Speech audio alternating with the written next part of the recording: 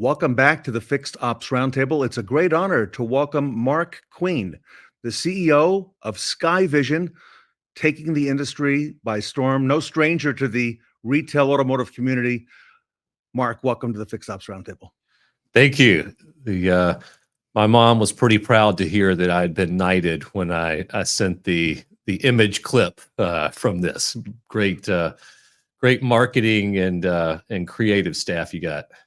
Oh, thank you. And you know what? Part of this is, retail is a grind, right? We want to make it fun.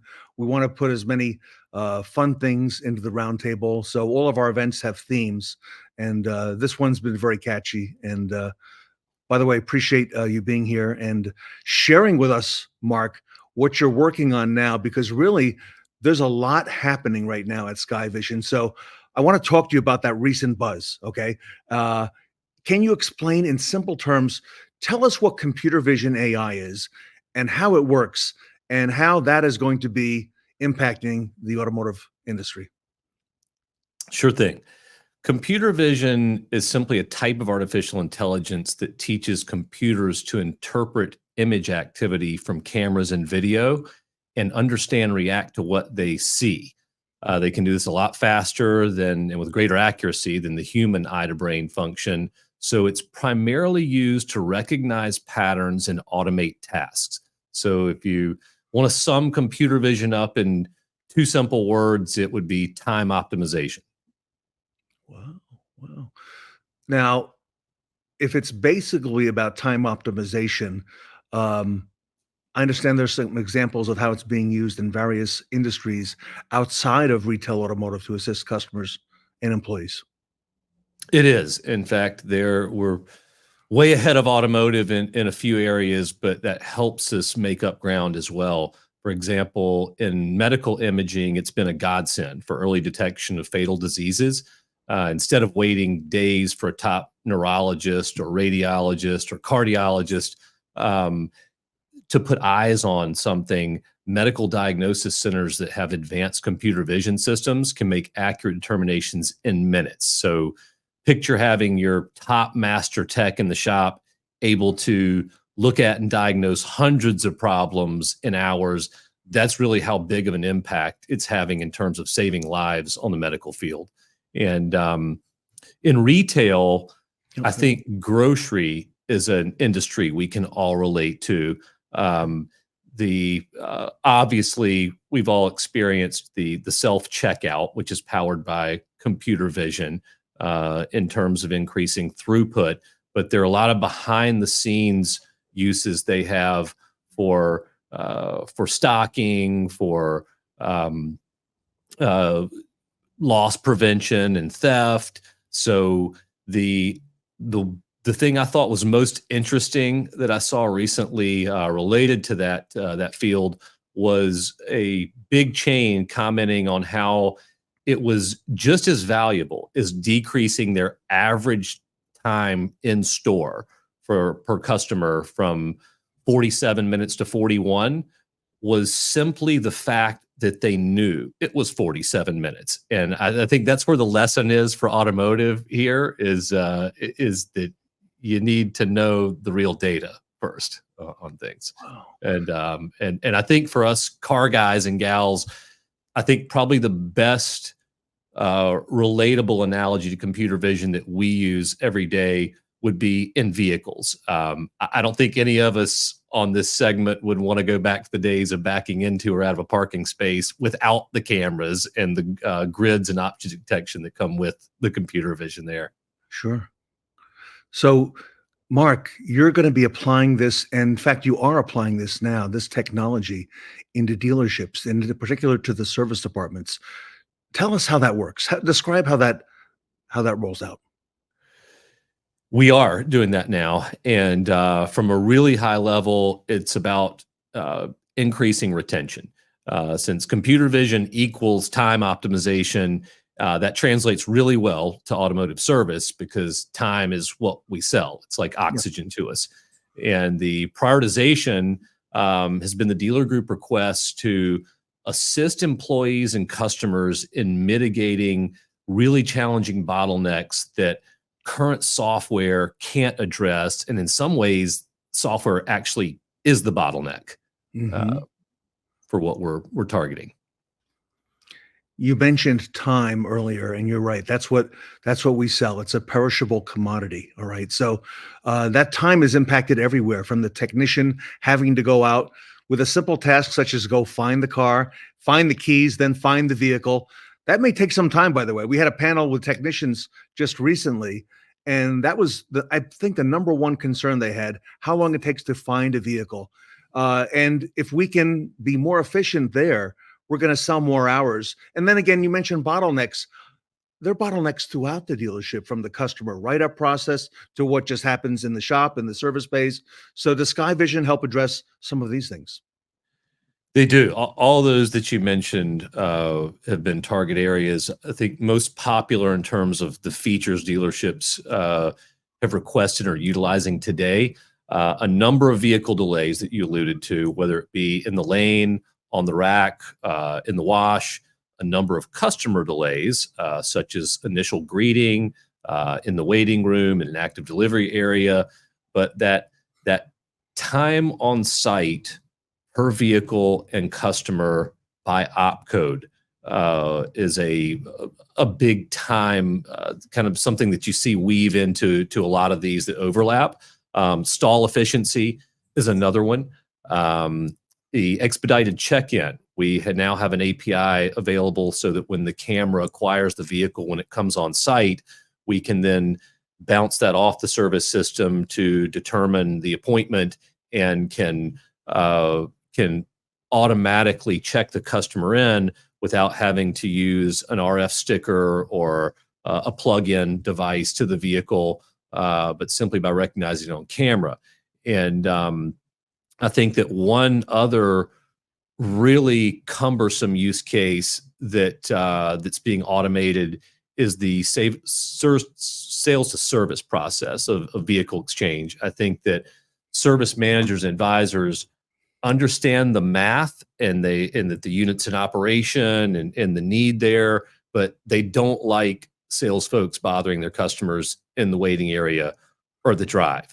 And I think the ability for the camera to acquire a vehicle as soon as it gets on premise, and we're seeing that to send a subtle text to the customer immediately if their vehicle is a high value target, and letting them deal with that without physical presence. Most people live in their phones to a large degree these days, and so to get that on their phone, because it is a tricky balance. Because I saw, I think one headline this month was that in automotive news was that 2021, some of the effect that 2021's supply chain issues are going to be 2024's CPO issues in drought. So the fact that we do need the vehicles, and like I said before, the math does work. If you look at, hey, we've got to increase our units in operation to grow our service business, and as long as we're getting paid on the repair order the customer's there for today, and if they do select to upgrade a vehicle, we're going to get paid on an internal PDI repair order as well. And we're going to keep that current service customer in their new vehicle as a customer. And yet, if we've taken that car in ourselves, we have a much better chance than one at the auction of having that new customer become a service customer. So, but how you make that work without, without destroying some of the customer friction points of bothering them in the lane post-COVID, especially, we're seeing that process, computer vision is game changing with. Mark, when I first spoke with you, it's got to be a couple months back now, you described to me how this computer vision is being used in other industries. You just mentioned grocery. We talked about big box retailers, and you've actually got this deployed now in a number of retail automotive dealerships, and that's growing rapidly and picking up steam around the country. And I know one of the questions I had to you is, are there any privacy concerns at all? Because this is really seamless. This is at work, and that would have to be one of the first questions I imagine you might get asked. Yeah, it is. And the key piece there is not to use facial recognition or even facial geometry in terms of intruding on customer employee privacy. And we don't do that.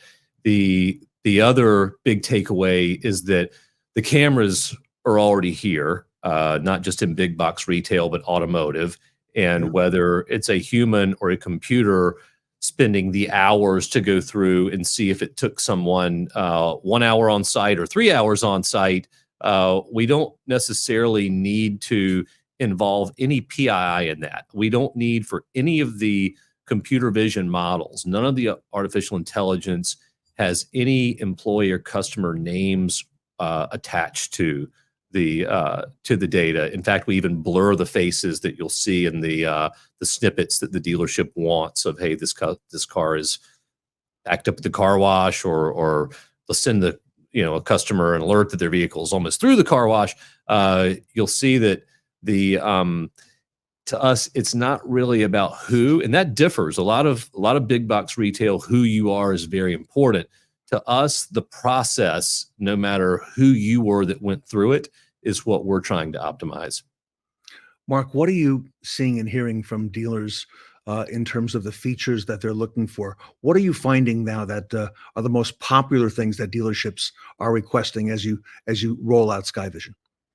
Yeah, the things, the vehicle delays, the customer delays, the on-site, the overall cycle time, hook-ins by opcode, the data automation points, anywhere that there's redundant data that's entered over and over and over on a daily basis.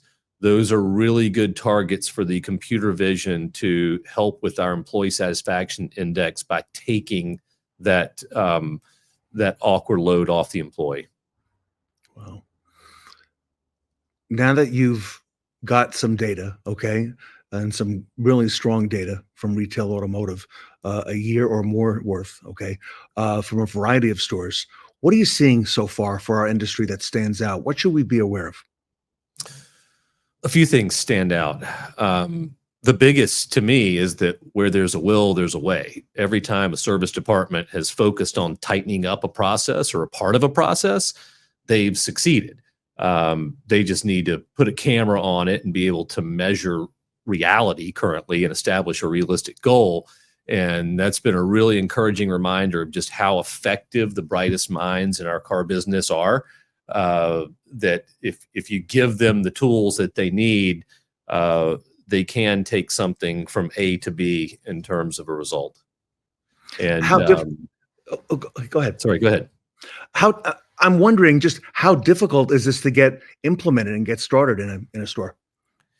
It's pretty simple. Most dealerships already have a fairly significant investment in a camera system. So we have an AI box, a Sky box that we can go in and plug into that current camera subnet, the network the cameras are on, and we can immediately, within a day, see exactly what use cases that dealership could target for the computer vision to assist with. In addition, a lot of stores will say, hey, when I look at what you're doing at this store, we don't have a camera that can at our active delivery that can show us that they're gone or that they're here. And so typically the dealership will want to put in a couple of cameras to at least initial acquire and for exit acquisition of the vehicle. But a couple cameras in a box and really translates to about 3 weeks of prep, and we can be up and running. We do really subscribe to the crawl, walk, run approach with this. We think that if we take a couple of, like you said, low-hanging fruit options that are going to make things that we agree that the employees want and that the customers want, and we start with those, then we can get into some of the more intensive use cases on stall utilization, et cetera. A lot of people have asked me, they've said, Ted, how is AI being used today in dealerships' fixed operations? And I've given them some very good examples. It's being used in things such as recalls, automating them.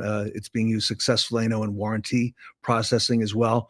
But Mark Queen, I have a feeling that you may be on to probably the greatest benefit of AI and how it's going to impact retail automotive dealerships, not just the dealerships, but their consumers, their guests as well.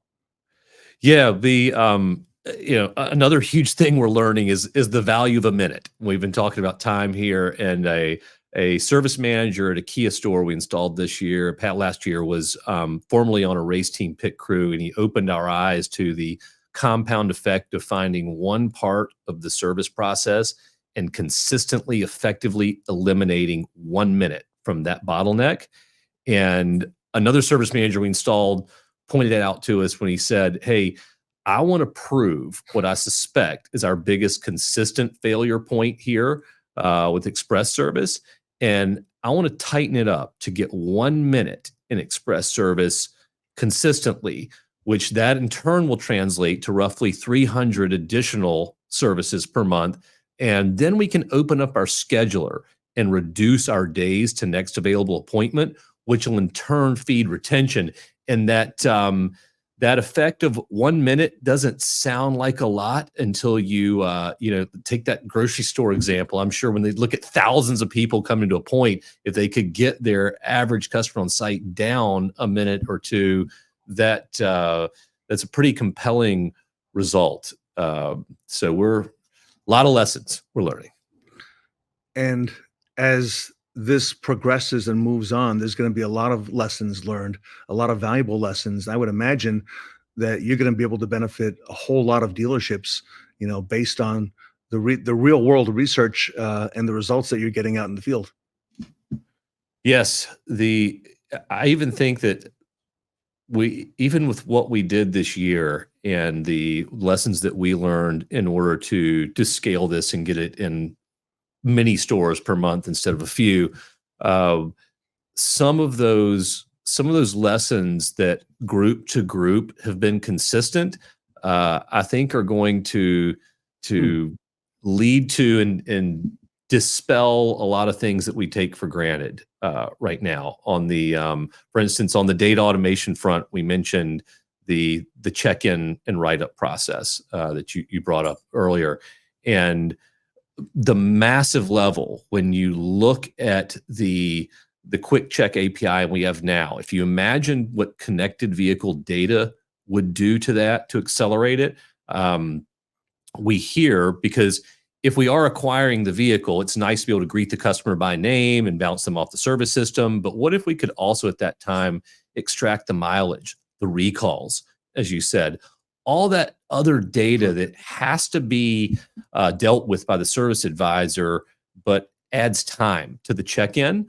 That's a key candidate for automation. And we're hearing that there are several OEMs that are really serious about a better experience and potentially via computer vision, and that they understand that customer surveys are not a thorough representation of the entire big picture, and that RO open and close times do not equal time on premise. Just look at the just look at some bad surveys, and then you go back and scratch your head and go, well, the repair was opened at 10 and closed at 11. Well, what the customer's complaining about is not in that software window. It occurred before or after that lost the retention there. So I think it's going to be interesting to see which OEMs are ready to use computer vision to improve the retail process the way some of their counterparts in other verticals have proven so effectively. Everybody, computer vision is here. It's called SKAIVISION. Mark Queen is the CEO. And if you haven't heard about it yet, you will now and moving forward. Mark, I would imagine that any dealership in the near future that doesn't have some form of this SKAIVISION, I imagine they're going to be at a competitive disadvantage, by not having the efficiencies that you and I are talking about here today. Yeah, it takes data to get the AI better, and early adopters will absolutely be at a tremendous advantage. and we do this year want to are eager to show some new things that will highlight a couple things at NADA. Now that we're going to highlight, we're going to show some new models from the AI that have been highly requested for both employees and customers. As far as vehicle walkarounds, some of the service traffic flow from multi-camera zones, chaining those together, along with some new security triggers and release of our first sales triggers. And the dealers are requesting a ton of APIs to benefit it's systems that they're using. And it really does take a village. No one vendor can be everything to all dealers. And one of our biggest commitments is to walk the walk with open architecture and to prove that we will do the work to connect all those systems. To date, we've already got 8 complete APIs done with other vendors, our peers in the ecosystem with the dealers. And at NADA, I'll leave you with this. You can come by our booth to see our initial work on something that is going to have an incredible impact on employee satisfaction. That's called gesture recognition. One of the first use cases will be the ability for a technician to give a signal to the camera and for the computer vision to handle the MPI input in seconds, not minutes. So we're excited. Everybody, if you're headed to NADA later this week, stop by and see SKAIVISION, Mark Queen and his team, to see the latest on what's happening in our industry with computer vision. And Mark, if our audience is not going for some reason, many do not go to NADA, I would imagine they could visit you on the web at skaivision.com. Absolutely. Please. Mark's email is scrolling there at the bottom of the screen. Mark, I'm going to invite you back if it's all right with you. Maybe just in a couple months we get together and maybe we bring in some of the dealers and the retail managers who are using SKAIVISION and get their impact and get their feedback and find out how it's working for them. Love to. All right, everybody. Mark Queen, SKAIVISION, probably one of the most, if not the most exciting technologies right now for retail automotive dealerships. Please reach out to Mark, skaivision.com. You see his email there. He'll be at NADA as well. Mark, on behalf of the Fix Ops Roundtable, thank you for this and look forward to what's coming with computer vision. Thank you, Ted. Great to see you.